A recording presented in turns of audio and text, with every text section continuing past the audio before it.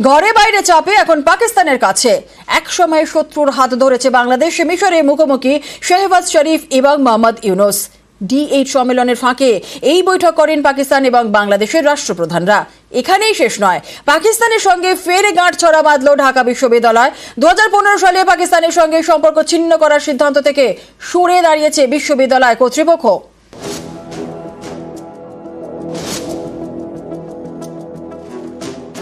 আরো কাছাকাছি পাকিস্তান বাংলাদেশ। আরো একবার পাক প্রধানমন্ত্রীর মুখোমুখি বাংলাদেশের প্রধান উপদেষ্টা। এবার মিশরে বৈঠক করলেন পাকিস্তানের প্রধানমন্ত্রী শাহবাজ শরীফ এবং বাংলাদেশের তদারকি সরকারের প্রধান উপদেষ্টা মোহাম্মদ ইউনুস। বৃহস্পতিবার D8 সম্মেলনের ফাঁকে তারা এই বৈঠক করেন। 8 উন্নয়নশীল মুসলিম দেশ নিয়ে D8। এই গোষ্ঠীতে রয়েছে বাংলাদেশ, মিশর, Indonesia, Iran, Malaysia, Nigeria, Pakistan এবং তুরস্ক। D8 এর সম্মেলন এবছর হচ্ছে মিশরে। বুধবার এই সম্মেলনে যোগ দিতে কায়রো পৌঁছন মোহাম্মদ ইউনুস। বৃহস্পতিবার শাহবাজ শরীফের সঙ্গে বৈঠক করেন। এর আগেও কিন্তু নিউ ইয়র্কে একটা বৈঠক হয়েছিল, যে বৈঠকটাই দুজনের মধ্যে হয়েছিল এবং সেখানে দ্বিপাক্ষিক সম্পর্ককে উন্নত করা এবং সার্ককে বাংলাদেশের যে গুরুত্ব সেটাকে আরো বাড়ানো বা সার্ককে রিভাইভ করার কথাগুলো সেখানে একবার অলরেডি হয়েছিল। এটার মাধ্যমে দুই পক্ষই বলতে চাইছে যে দ্বিপাক্ষিক সম্পর্ক যেটা হাসিনার সময়তে দুই পক্ষের মধ্যে খারাপ ছিল সেটাকে আবার করে উন্নত করা এবং এই যে ভিসার বিষয়ে উন্নতিকরণ বা বাংলাদেশের পণ্য পাকিস্তানে যাওয়া, পাকিস্তানের পণ্য বাংলাদেশে আসা, এই সকল বিষয়গুলিতে উন্নতি করার কথাও কিন্তু এই ধরনের মিটিং এর মধ্যে আলোচিত হবে। এর আগে আমেরিকাতেও বৈঠক করেন শরীফ ইউনুস। সেটা গত সেপ্টেম্বরে, বাংলাদেশে হাসিনা সরকার পতনের 1 মাস পর। গত অগস্টে দেশ ছাড়েন শেখ হাসিনা। তারপর থেকেই বাংলাদেশে ভারত বিদ্বেষ এবং পাকিস্তান প্রেম। যে পাকিস্তান একসময় ছিল শত্রু, তাদের প্রতি এখন যেন দরদ উথলে উঠছে। আমাদের বিদ্রোহ ছিল পরিকল্পিতভাবে বাংলাদেশকে স্বাধীন করার জন্য। ভারত আমাদেরকে গোলা বারুদ দিয়ে সাহায্য করেছে। এই সাহায্যের পিছনে তাদের একটা অন্তর্নিহিত উদ্দেশ্য ছিল। সেই উদ্দেশ্যটা কি? পাকিস্তানকে দুই টুকরা করা, দুর্বল করা। এটা নেহেরু ডক্টরেট ছিল। সুতরাং আমাদের ছিল বাংলাদেশকে স্বাধীন করা, তাদের কাজ ছিল পাকিস্তানকে দুই ভাগ করা। পাকিস্তান প্রেমের বড় প্রমাণ দিয়েছে ঢাকা বিশ্ববিদ্যালয়েও। 2015 সালের ডিসেম্বরে পাকিস্তানের সঙ্গে সব সম্পর্ক ছিন্ন করে ঢাকা বিশ্ববিদ্যালয়। গত 13 নভেম্বর বিশ্ববিদ্যালয়ের সিন্ডিকেট বৈঠকে এই সিদ্ধান্ত বাতিল করা হয়েছে। অর্থাৎ আরো কাছাকাছি ঢাকা ইসলামাবাদ। এক সময়ের শত্রুরই এখন হাত ধরছে বাংলাদেশ। নিউজ 18 বাংলা। বাংলাদেশে ফিরে এলো ফির লড়াই। রবীন্দ্র ঘোষের। ধৃত চিন্ময় কৃষ্ণ দাসের হয়ে সওয়াল করবেন আইনজীবী। বাংলাদেশ থেকে ভারতে চিকিৎসায় আইনজীবী রবীন্দ্র ঘোষ সস্ত্রীক কল্যাণী এইমসে চিকিৎসা করাতে গিয়েছেন এই আইনজীবী। 2রা জানুয়ারি ফির চিন্ময়ের হয়ে সওয়াল করবেন আইনজীবী। অনুকূলে করার জন্যই তো আমরা বাংলাদেশে থাকি। এখন পালিয়ে আসলে তো কোনো লাভ হবে না। এখানে তো আমরা থাকার অর্থ হইলো ওখানে আমরা লড়াই করে বাঁচবো। অনেকে বিপদে পড়েছে, উপরওয়ালা ভগবান বা যেই হোক না কেন তার নির্দেশে আমরা কাজগুলো করি।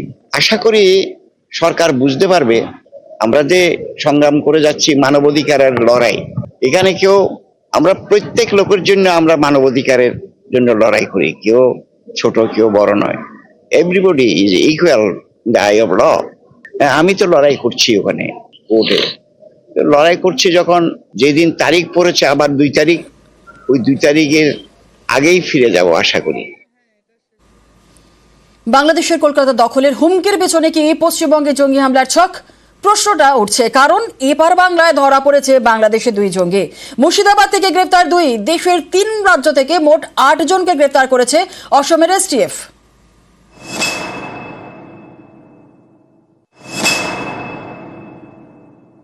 আমাদের ট্রেনিং, আমাদের দক্ষতা ভারতের চেয়ে অনেক বেশি। আমরা যদি একবার সাহস করে আমার দেশকে যুদ্ধ করবে, আমরা বলে দিচ্ছি 4 দিনের মধ্যে আমরা কলকাতা দখল করে নেব। উত্তাল বাংলাদেশ থেকে কলকাতা দখলের হুমকি। এই হুমকির পরেই গ্রেপ্তার 8 জঙ্গি।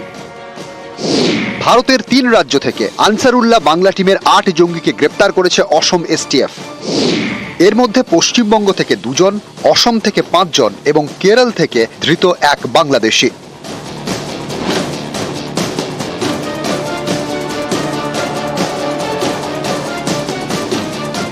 বাংলাদেশের অবসরপ্রাপ্ত সেনাকর্তার কলকাতা দখলের হুমকির পরেই ভারতে বাংলাদেশের 8 জঙ্গি গ্রেপ্তার, যা দেখে অনেকেরই প্রশ্ন, কলকাতা দখলের হুমকির পিছনে কি তাহলে এপার বাংলায় জঙ্গি হামলার ছক? অসম এসটিএফ এর দাবি, ভারতে স্লিপার সেল তৈরির ছক কষে বাংলাদেশের জঙ্গি সংগঠন আনসারুল্লাহ বাংলা টিম বা এবিটি।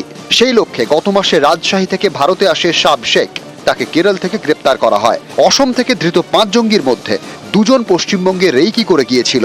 মুর্শিদাবাদ এবং ফালাকাটায় তারা বৈঠকও করে। Alias Sab Sheikh, a resident of Rajshahi, Bangladesh, was sent to India in the month of November 2024 to spread the nefarious ideology, create sleeper cells. Saad Radi visited both Assam and Bengal. 8 individuals were arrested. অসম থেকে 5 জঙ্গিকে প্রথমে গ্রেপ্তার করা হয়। তাদের জেরা করে বাকিদের সম্পর্কে তথ্য পায় অসম এসটিএফ। তার ভিত্তিতেই বৃহস্পতিবার ভোরে মুর্শিদাবাদের হরিহরপাড়া থেকে গ্রেপ্তার করা হয় আব্বাস আলী এবং মিনারুল শেখকে।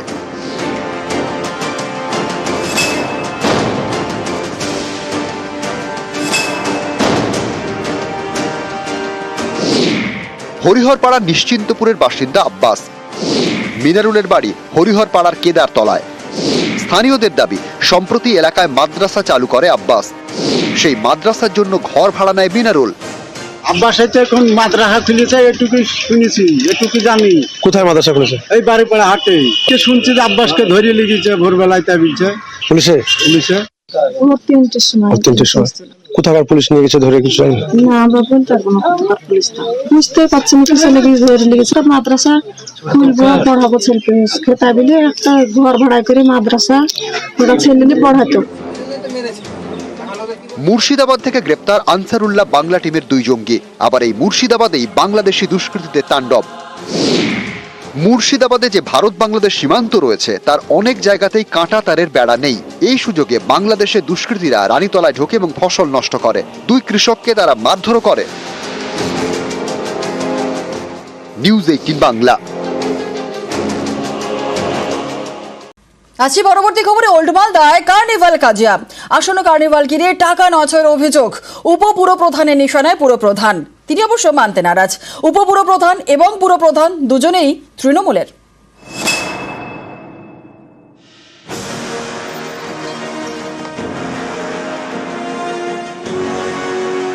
30শে ডিসেম্বর থেকে 1 জানুয়ারি কার্নিভাল। আয়োজক তৃণমূল পরিচালিত ওল্ড মালদা পুরসভা। এই কার্নিভাল ঘিরেই কোন্দল।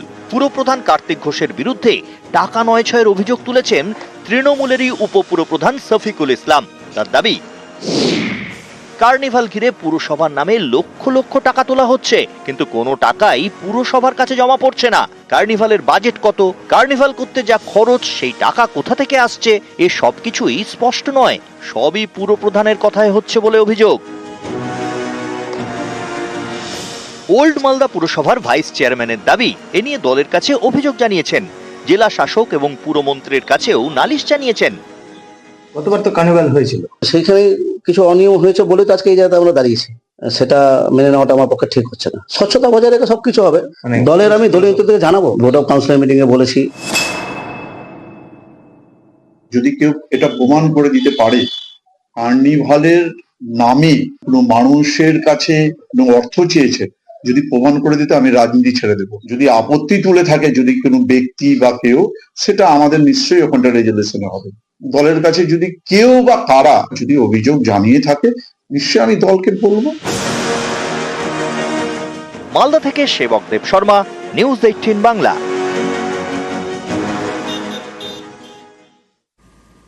তৃণমূলের জোড়া কর্মসূচি। মহিলা কর্মী সংগঠনের জোর তৃণমূলের। 26শে ডিসেম্বর 25 থেকে 25শে জানুয়ারি পর্যন্ত দীক্ষা কর্মসূচি। অপরাজিতা বিল কার্যকরের দাবিতেই এই মিছিল। 4 জানুয়ারি রাজ্য জুড়ে মিছিল তৃণমূলের। 27শে জানুয়ারি থেকে 27শে ফেব্রুয়ারি আলাপচারিতা কর্মসূচি।